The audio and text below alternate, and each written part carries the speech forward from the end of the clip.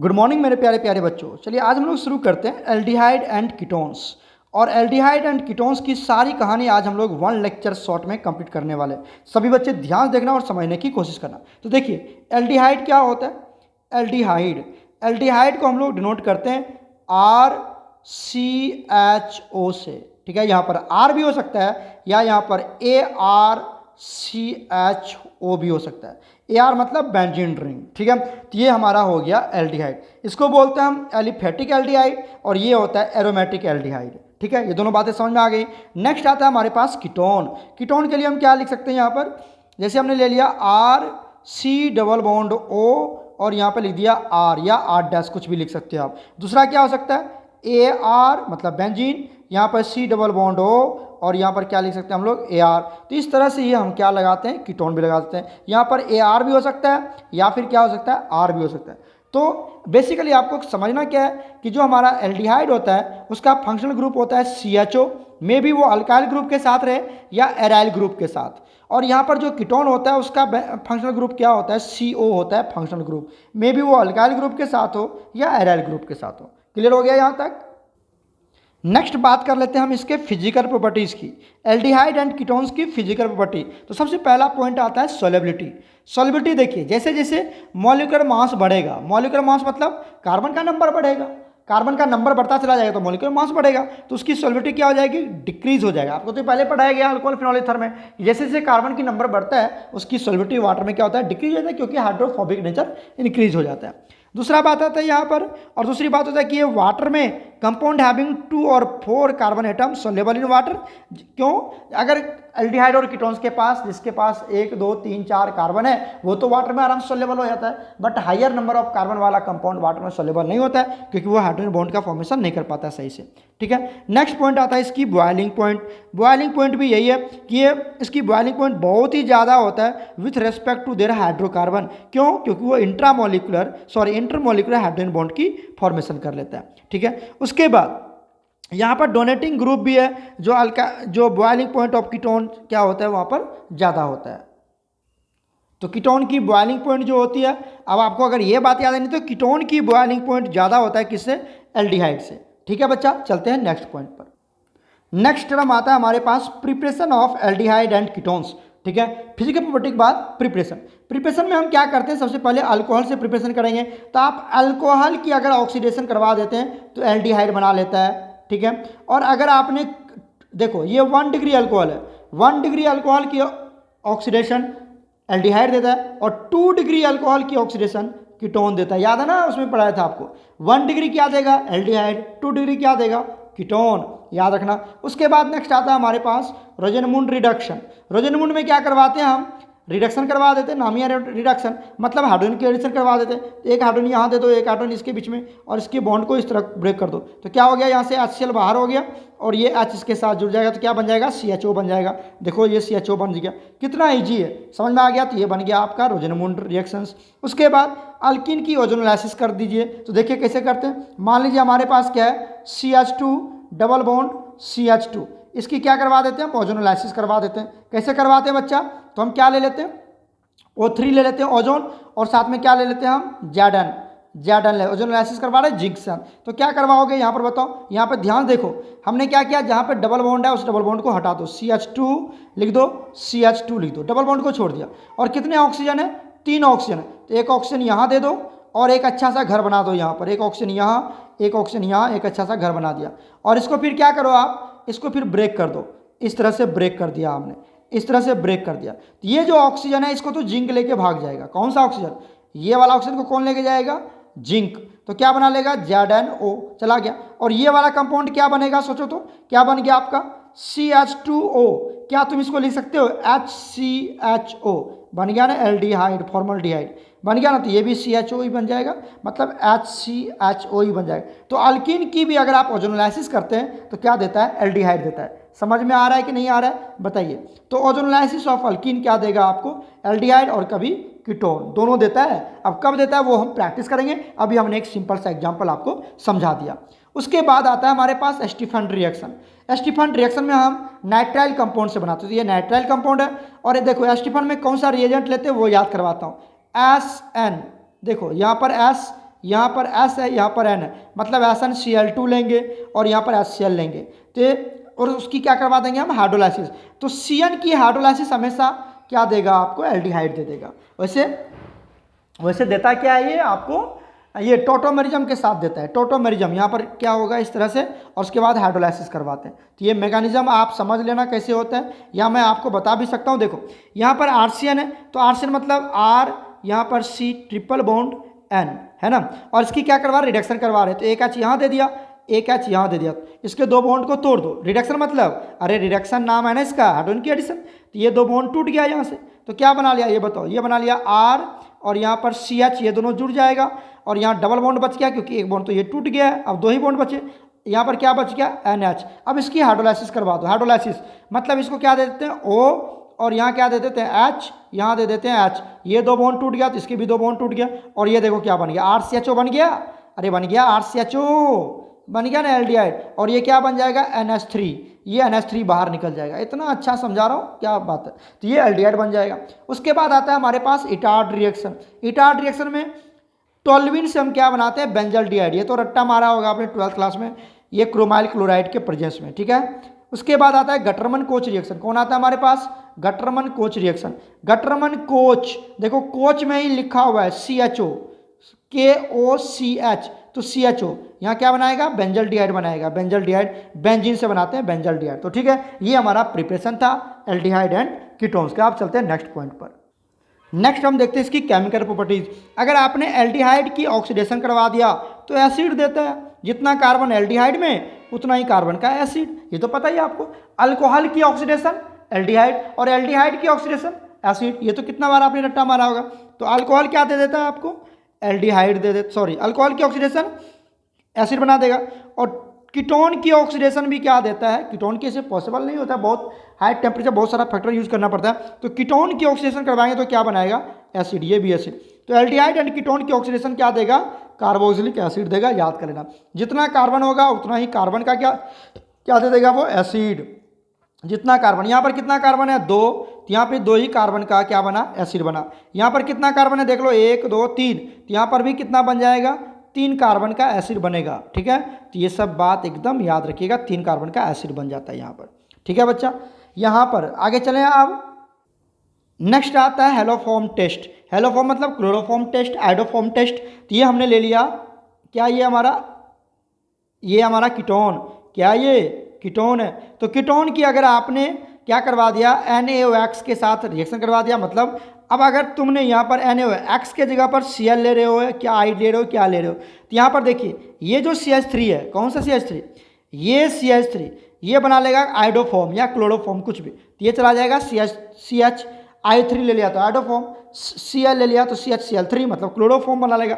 और बाकी जो RCO है, ये तो RCO रहेगा ही रहेगा, और यहाँ जो NaO बच गया वो यहाँ पे जुड़ जाता है, क्योंकि X ही बाहर निकला ना, NaO तो बचा हुआ है, तो इस तरह से ये बन जाता है। तो ये क्लोरोफॉर्म बन जाता है। अगर क्लोरोफॉर्म बना तो उसको हम क्या बोलते हैं, हॉस्पिटल लाइक स्मेल आता है, एंटीसेप्टिक स्मेल आता है, जैसे डिटोल आता है। तो अगर एंटीसेप्टिक आ रहा है तो मतलब वो आइडोफॉर्म, ये क्लोरोफॉर्म टेस्ट देगा, है ना। तो इस तरह से आपने पढ़ा ही होगा। अब आता है यहाँ पर कुछ नेम रिएक्शन। आपको पता होगा कैनिजारो रिएक्शन क्या होता है, ये वही कार्बोनाइल कंपाउंड देता है जिसके पास अल्फा हाइड्रोजन नहीं होता है, वही देता है कैनिजारो रिएक्शन। तो ये एल्डिहाइड है, क्या ये हमारे पास फॉर्मल्डिहाइड, फॉर्मल्डिहाइड के पास अल्फा हाइड्रोजन नहीं है, तो इसकी एक बार क्या हो जाता है, ऑक्सीडेशन, तो एसिड बना लेता है, और एक बार क्या होता है, रिडक्शन, तो क्या बना लेता है, अल्कोहल। एल्डिहाइड की ऑक्सीडेशन, एल्डिहाइड की ऑक्सीडेशन क्या देता है, एसिड, और एल्डिहाइड की रिडक्शन मतलब H+ की एडिशन क्या देगा, वो आपको अल्कोहल। याद रखना, यही है हमारा कैनिजारो रिएक्शन, ठीक। नेक्स्ट देखिए हमारे पास आता है अल्डोल कंडेंसेशन रिएक्शन। तो आपको ये पता है इसके पास अल्डोल कंडेंसेशन वही कार्बोनाइल कंपाउंड शो करता है जिसके पास अल्फा हाइड्रोजन होता है। तो इसका तो ट्रिक आपको पता है, जैसे CH3 CHO है तो क्या लिखेंगे यहाँ पर CH, और यहाँ पर एक H, यहाँ पर एक H, और यहाँ क्या लिख दिया CHO। यहाँ तक क्लियर हो गया। पहले इसको लिख लो, देखो किस तरह से हम प्रोडक्ट बनाते हैं वो मैं तुमको समझाता हूँ। ये 2 यूनिट लिया है ना हमने, तो दो बार लेना है। तो क्या लेते हैं CH3 और ये CHO का C डबल बॉन्ड O और यहाँ H ऐसे कर दे। ये शॉर्ट ट्रिक है, शॉर्ट ट्रिक तुम्हें आना चाहिए। तो हमने क्या कर दिया, यहाँ से H2O बाहर निकाल दिया। अब इसको जोड़ दो, क्या बना लिया, इसको जोड़ो तो वाटर तो बाहर निकल गया, ऊपर में क्या बचा CH, और यहाँ क्या बच गया CHO। अब नीचे क्या जुड़ गया, डबल बॉन्ड के साथ क्या जुड़ेगा, यहाँ से CH, ये जुड़ेगा ना CH, और इधर क्या लगा हुआ है CH3। अब इसी को एक्सपेंड करो तो तुम्हें ये मिलेगा, देखो शुरू से लिखते जाओ, शुरू से यहाँ से लिखो, यहाँ से क्या है CH3, उसके बाद क्या है CH, उसके बाद क्या है डबल बॉन्ड, उसके बाद क्या है CH, और ये क्या है CHO। देखो यही कंपाउंड है ना ऊपर वाला, यही कंपाउंड है। तो तुम ऐसे ऐसे बनाओ या एकदम ये शॉर्ट ट्रिक खेल लो, अगर आपके पास मेरा नोट्स होगा तो आपको पता चल जाएगा, ठीक है। तो ये अल्डोल कंडेंसेशन प्रोडक्ट होता है। उसके बाद आता है हमारे पास रिडक्शन, क्या आता है बच्चा, इसको मैं इरेज कर रहा हूँ। उसके बाद आता है हमारे पास रिडक्शन, ये तो तुम्हें पता ही है कि अगर मैं एल्डिहाइड की रिडक्शन करूँ तो अल्कोहल देता है, और कीटोन की रिडक्शन करूँ तो 2 डिग्री अल्कोहल देगा। ये 1 डिग्री अल्कोहल और ये 2 डिग्री अल्कोहल, 2 डिग्री अल्कोहल देगा, क्लियर है। और यहाँ पर जो रेड्यूसिंग एजेंट रिडक्शन करवा रहे हैं तो रेड्यूसिंग एजेंट चाहिए, वो क्या ले सकते हैं LiLH4, NaBH4, BT या हाइड्रोजन, ठीक है, ये सब ले सकते हैं। उसी के बाद आता है क्लेमेंसन रिडक्शन, ये भी इंपॉर्टेंट है। क्लेमेंसन रिडक्शन में क्या करवाते हैं हम, कार्बोनाइल कंपाउंड ये ले लिया C, ये कार्बोनाइल कंपाउंड है डबल बॉन्ड, इसकी क्या करवाते हैं रिडक्शन। मतलब क्या होता है, रिडक्शन मतलब क्या होता है, रिमूवल ऑफ ऑक्सीजन। तो रिमूवल ऑफ ऑक्सीजन, ये जो ऑक्सीजन है इसको बाहर भगा दो, और यहाँ एडिशन ऑफ हाइड्रोजन। तो जब ऑक्सीजन जाएगा तो 2 बॉन्ड खाली हो जाएगा, और यहाँ पर एडिशन ऑफ हाइड्रोजन, तो मतलब 2 हाइड्रोजन को जोड़ दो, तो क्या बन जाएगा यहाँ से C, ये बॉन्ड तो है ही, इसके साथ क्या जुड़ गया H, और ये H, यही तो बन गया ना प्रोडक्ट, ठीक है। तो इस तरह से, उसी तरह से उल्फ किस्नर है, उल्फ किस्नर में भी सेम प्रोडक्ट है, सेम अल्केन ही बनता है, अल्केन बनता है, अल्केन अल्केन अल्केन की प्रिपरेशन होती है यहाँ पर, ये 11th में पढ़ाया जाता होगा आपको हाइड्रोकार्बन में। बट यहाँ पे रिएजेंट का अंतर है, क्लीमेंसन में लेते हैं जिंक अमलगम, साथ में HCl एसिडिक मीडियम में होता है, और उल्फ किस्नर में लेते हैं हम हाइड्राजीन, ठीक है, in the presence of basic medium. तो उल्फ किस्नर बेसिक मीडियम में होता है और क्लीमेंसन एसिडिक मीडियम में होता है। यहाँ पर जिंक अमलगम लेते हैं, यहाँ पर हाइड्राजीन लेते हैं उल्फ किस्नर में, ठीक है, ये सब बात याद रखिएगा। अच्छा, एक बात और होता है यहाँ पर कि हम ये न्यूक्लियोफिलिक एडिशन एलिमिनेशन सब शो करता है, तो reaction with ammonia and it derivatives, ये यहाँ पर पूरा मेंशन नहीं है, तो आप अपने होमवर्क कॉपी से पढ़ लेना। आपने पढ़ा होगा उससे HCN के साथ रिएक्शन करवाते हैं तो साइनोहाइड्रिन बनता था, याद है, कार्बोनाइल कंपाउंड को HCN के साथ रिएक्शन करवाएंगे तो साइनोहाइड्रिन बनेगा। अमोनिया के साथ रिएक्शन करवाते हैं तो इमीन बनता है ना ये सब। उसके बाद सिप्स बेस बनते हैं, तो डेरिवेटिव्स ऑफ अमोनिया के साथ रिएक्शन करवाएंगे तो क्या बनेगा, ये आप खुद एक बार चेक कर लेना नोट से, ठीक है, यहाँ पे लिखा हुआ नहीं है तो नोट से एक बार पढ़ लीजिएगा।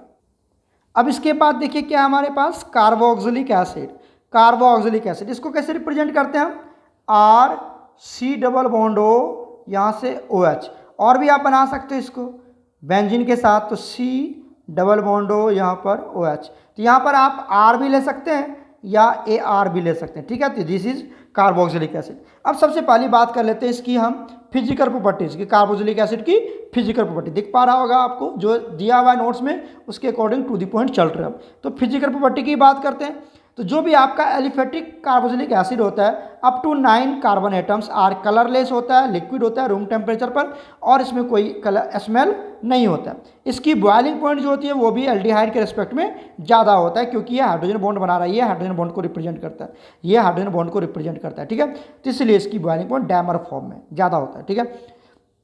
यहाँ तक समझ में आ गया। अगर मैं सॉल्युबिलिटी की बात करूँ तो जैसे जैसे नंबर ऑफ कार्बन चेन बढ़ेंगे सॉल्युबिलिटी डिक्रीज करता चला जाएगा, या मॉलिक्यूलर वेट बढ़ेगा, कार्बन का नंबर बढ़ेगा तो मॉलिक्यूलर वेट भी बढ़ेगा, तो सॉल्युबिलिटी डिक्रीज कर जाएगा, ये तो पता ही है आपको। चलते हैं इसके प्रिपरेशन पर। देखिए अगर मैं इसकी प्रिपरेशन की बात करूं तो अगर आपने 1 डिग्री अल्कोहल की ऑक्सीडेशन करवा दिया स्ट्रॉन्ग ऑक्सीडाइजिंग के केस में, तो वो सीधा एसिड में कन्वर्ट हो जाता है, तो पता ही आपको। अल्कोहल की माइल्ड ऑक्सीडेशन करेंगे तो एल्डिहाइड, और एल्डिहाइड की कुछ भी करवा दो स्ट्रॉन्ग या माइल्ड तो वो एसिड बना लेता है, तो ये आपका अल्कोहल है, सीधा एसिड में कन्वर्ट हो जाएगा। नाइट्राइल कंपाउंड या अमाइड, नाइट्राइल या अमाइड की अगर आप हाइड्रोलाइसिस करते हैं, नाइट्राइल की अगर आप नाइट्राइल मतलब CN सीधा हाइड्रोलाइसिस करोगे तो पहला तो वो आपको अमाइड देगा बीच में प्रोडक्ट, उसके बाद वो सीधा क्या दे देगा एसिड। तो नाइट्राइल कंपाउंड की हाइड्रोलाइसिस CN की हाइड्रोलाइसिस, CN को हाइड्रोलाइसिस करोगे तो सीधा COOH देता है, एकदम याद कर लेना, ठीक है। उसके बाद ग्रिग्नार्ड रिएजेंट है, तो ग्रिग्नार्ड रिएजेंट में देखो ये CH3 है ना, इसके साथ COO को जोड़ दो, ट्रिक समझा रहा हूँ मैं, CH3 है यहाँ पर, और इसके साथ ये COO को जोड़ दिया। ये जो CO2 है इसको क्या लिख सकते हैं हम, COO लिख सकते हैं। और एसिडिक मीडियम में करवा रहे हैं H+ एसिडिक मीडियम, तो एक H भी यहाँ से जोड़ दो तो बन जाएगा एसिड। अब यहाँ पे तुम क्या ले रहे हो वो शुरू में ले लेना, CO2, तो यहाँ COO बन जाएगा और एक H ऊपर से जोड़ देना तो ये एसिड बन जाएगा फटाफट। कैसे समझ रहे हैं हम, जैसे हमने ले लिया C2H5Mg और इसकी रिएक्शन करवा दी CO2 और एसिडिक मीडियम में, क्या बना लेगा बताओ। ये C2H5 है तो सीधा लिख दो C2H5, CO2 को क्या लिख सकते हो तुम, COO, और एसिडिक मीडियम है तो H अपने मन से लगा दो, हो गया ना एसिड फटाफट, 3 कार्बन का एसिड बन जाएगा। समझ में आ गया। उसके बाद देखिए नेक्स्ट क्या आता है हमारे पास, हाइड्रोलाइसिस ऑफ ईस्टर। ये ईस्टर है, आप जानते हैं कि ईस्टर किससे मिलके बनता है, acid plus alcohol. Acid plus esterification तो पढ़ाया ना मैंने आपको, एसिड प्लस अल्कोहल मिलता है तो क्या बनाता है, ईस्टर बनता है। और ईस्टर की अगर आपने ईस्टर को फिर से पानी में डाल दिया तो वो एसिड और अल्कोहल में टूट जाता है, तो वो एसिड फिर से वापस आ जाएगा आपको। ठीक है, समझ में आ गया आपको। इस तरह से हाइड्रोलाइसिस ऑफ ईस्टर मतलब उल्टा है ये एस्टरिफिकेशन का। ठीक है बच्चा, चलते हैं नेक्स्ट पॉइंट पर। नेक्स्ट देखिए हम बात करते हैं केमिकल प्रॉपर्टीज़ की। ठीक है, अब केमिकल प्रॉपर्टीज़ की बात करते हैं तो पहला केमिकल प्रॉपर्टीज आता है यहाँ पे रिंग सब्सटीट्यूशन, जो फ्राइडल क्राफ्ट रिएक्शन होते हैं। फ्राइडल क्राफ्ट रिएक्शन मतलब रिंग वाला। यहाँ पर हम क्या लेते हैं, कंसनट्रेटेड H2SO4 मतलब नाइट्रेशन करवा रहे हैं, तो ये आपका एसिड है। ये क्या आपका बेंजोइक एसिड, ये बेंजोइक एसिड है। अगर आपने बेंजोइक एसिड की नाइट्रेशन करवा दिया तो ये मेटा पोजिशन पे नाइट्रो ग्रुप जुड़ता है। ये हो गया ऑर्थो, ये हो गया मेटा, पैरा पे नहीं, ऑर्थो और पैरा पे नहीं होता है, ये मेटा पोजिशन पे नाइट्रो ग्रुप जुड़ता है, क्योंकि यहाँ पर इलेक्ट्रॉन विथड्रॉइंग ग्रुप है, ये इलेक्ट्रॉन विथड्रॉइंग ग्रुप्स है। अगर यहाँ पर इलेक्ट्रॉन डोनर ग्रुप्स होता, ठीक है, तब जाते एक ऑर्थो पे और एक पैरा पे। और अगर ये इलेक्ट्रॉन विथड्रॉइंग ग्रुप जुड़ गया, क्या जुड़ गया, इलेक्ट्रॉन विथड्रॉइंग ग्रुप्स, तो ये सिर्फ मेटा वाला प्रोडक्ट बनाएगा। उसी तरह से अगर आपने ये इसकी हेलोजिनेशन करवा दी तो ये मेटा प्रोडक्ट बनेगा, याद रखना मेटा प्रोडक्ट बनेगा, ऑर्थो एंड पैरा नहीं बनेगा, क्योंकि ये कौन सा ग्रुप है आपका, ये जो है बच्चा इलेक्ट्रॉन विथड्रॉइंग ग्रुप है। ये क्या है आपका, इलेक्ट्रॉन विथड्रॉइंग ग्रुप, और इस केस में मेटा वाला प्रोडक्ट बनेगा। क्लियर हो गया, रिंग वाला। उसके बाद आता है सेकेंड, ये हम करवाते हैं इसकी सब्स्टिट्यूशन रिएक्शन। सब्स्टिट्यूशन रिएक्शन में हम सबसे पहले क्या लेते हैं, हेलोजिनेशन, जिसको हम हेल-वोल्हार्ड-जेलेंस्की रिएक्शन भी बोलते हैं। हेल-वोल्हार्ड-जेलेंस्की रिएक्शन भी बोलते हैं। वेरी वेरी इंपॉर्टेंट है ये वेरी वेरी इंपॉर्टेंट है, याद रखना। यहाँ पर क्या होता है बच्चा, हम क्या करते हैं, ये जो हमारा एसिड है, इस एसिड में ये तो फंक्शनल ग्रुप ही है, ये क्या है, फंक्शनल ग्रुप, और बगल वाला कार्बन को क्या बोलते हैं हम, अल्फा कार्बन। तो ये जो C है इसके साथ 2 हाइड्रोजन है, ये जो 2 हाइड्रोजन है ये अल्फा हाइड्रोजन है। ठीक है, अब अगर आप इसकी क्लोरीनेशन करवाते हैं, या हेलोजिनेशन कुछ भी करवा दो, हेलोजिनेशन मतलब क्लोरीनेशन या ब्रोमिनेशन, तो यहाँ से एक अल्फा हाइड्रोजन बाहर निकल जाएगा, अगर आप Cl2 ले रहे हो तो एक H एक Cl बाहर निकल जाएगा। ठीक है, HCl बाहर निकल जाएगा। अब यहाँ पर सिर्फ एक ही H बचेगा, तो देखो एक ही H बचा और उसके साथ Cl जुड़ जाएगा, मतलब X जुड़ जाएगा। X का वैल्यू क्या है, Cl या Br। तो और जो R है उसमें कोई भी चेंजिंग नहीं आएगा। क्यों नहीं आएगा, क्योंकि वो सिर्फ अल्फा कार्बन से मतलब रखता है, अल्फा पोजीशन से हाइड्रोजन को रिमूव करेगा। ये H को मत निकाल देना, अल्फा से। जैसे हमने ले लिया CH3 CH2 COOH और इसकी क्या करवाने जा रहे हैं, ब्रोमिनेशन करवाने जा रहे हैं, Br2। तो क्या बनेगा प्रोडक्ट बताओ, यहाँ से एक H बाहर निकल जाएगा, तो HBr बाहर चला गया, और यहाँ पर एक H चला गया तो क्या बचेगा बताओ जल्दी से, यहाँ बचेगा CH3। अब यहाँ H ही बचा, इसके साथ क्या जुड़ गया, Br, और यह COOH ऐसे ही रह जाएगा। क्लियर हो गया ना, कैसे प्रोडक्ट बनाएंगे, इसको कहते हैं bromination of acid. Very very important है। चलते हैं नेक्स्ट पॉइंट पर। नेक्स्ट पॉइंट आता है हमारे पास एसिडिटी चेक करने के लिए। तो देखिए कोई भी एसिड की रिएक्शन आप मेटल के साथ करवाएंगे तो क्या बनेगा, हाइड्रोजन गैस रिलीज करेगा, तो यहाँ से 2 हाइड्रोजन बाहर निकलेगा। यहाँ पे लिखा हुआ नहीं है तो यहाँ पर क्या होगा, 2 हाइड्रोजन बाहर निकल जाएगा और साथ में ये क्या बना लेगा, एसिड का सॉल्ट बना लेगा, sodium salt of carboxylic acid बना लेता है। ठीक है, जस्ट लाइक दैट यहाँ पर भी, यहाँ पर क्या होगा, H बाहर निकल जाएगा तो ये क्या होगा, H2। यहाँ पर अगर आपने सोडियम हाइड्रोजन कार्बोनेट ले रहे हैं या सोडियम कार्बोनेट ले रहे हैं तो CO2 गैस बाहर निकलता है और वाटर बाहर निकलता है और सोडियम का सॉल्ट बना लेगा कार्बोक्सिलिक एसिड। तो अगर आप कार्बोनेट के साथ या बाइकार्बोनेट के साथ रिएक्शन करवाते हैं, अगर आप सिर्फ कार्बोनेट लोगे तो CO2 निकलेगा, और बाइकार्बोनेट लोगे तो वाटर भी निकलेगा, CO2 भी निकलेगा, और साथ में ये sodium salt of carboxylic acid तो बनाएगा हर किसी में। क्लियर हो गया यहाँ तक। और यहाँ पर जब CO2 गैस निकलता है तो एक ब्रिस्क इफरेंस होता है, इफरविसेंस होते हैं, मतलब एक बबल्स जैसे आवाज़ निकलता है, तो वो शो करता है कि यहाँ पर COOH प्रेजेंस है, मतलब हमने जो कंपाउंड लिया है वो एसिड लिया है, एल्डिहाइड और कीटोन नहीं लिया है। ठीक है, समझ में आ गई बात। एक लास्ट पॉइंट और समझ लीजिए, एसिडिक ऑर्डर। तो कार्बोक्सिलिक एसिड ज़्यादा एसिडिक होता है फिनॉल से, और phenol is more acidic then the alcohol. उसके बाद एक बात और समझ लीजिए यहाँ से, जहाँ से क्वेश्चन आते हैं JEE नीट में और CUT सब में, इलेक्ट्रॉन डोनर ग्रुप्स होगा वो एसिडिक स्ट्रेंथ को कम कर देता है। इलेक्ट्रॉन डोनर ग्रुप्स मतलब कौन कौन आ गया, OH या फिर R, ये सब इलेक्ट्रॉन डोनर ग्रुप्स है जो एसिडिक नेचर को कम कर देता है। अगर आपने क्या ले लिया, इलेक्ट्रॉन विदड्रॉइंग ग्रुप्स ले लिया, जैसे आपने क्या ले लिया NO2, या अपने फ्लोरीन, क्लोरीन, ब्रोमीन, आयोडीन या COOH, कुछ भी, ये सब तो एसिड है ही, तो इलेक्ट्रॉन विदड्रॉइंग ग्रुप्स ले लोगे, जैसे NO2 ले लिया या CN ले लिया, इस तरह से, तो ये सब एसिडिक नेचर को क्या करता है, इंक्रीज कर देता है। इतनी बातें याद रखिएगा, ये इलेक्ट्रॉन विदड्रॉइंग ग्रुप्स और इलेक्ट्रॉन डोनर ग्रुप्स को रिप्रेजेंट करता है। तो electron withdrawing group acidic nature को क्या करेगा, इंक्रीज कर देता है, और electron donor group acidic nature को डिक्रीज कर देता है। बाकी के क्वेश्चन हम इसको जब क्वेश्चन आएगा तो वहाँ पर कवर करेंगे। ओके बच्चा, गॉड ब्लेस यू। हमने आपको एल्डिहाइड, कीटोन्स, कार्बोक्सिलिक एसिड की 1 शॉर्ट लेक्चर में कंप्लीट कर दिया है। बाकी की प्रैक्टिस जो भी क्वेश्चन आएगा वो हम लोग चेक करेंगे ऑफलाइन में या फिर जो आपकी ऑनलाइन क्लासेस लगेगी उसमें। ओके बच्चा, गॉड ब्लेस यू ऑल।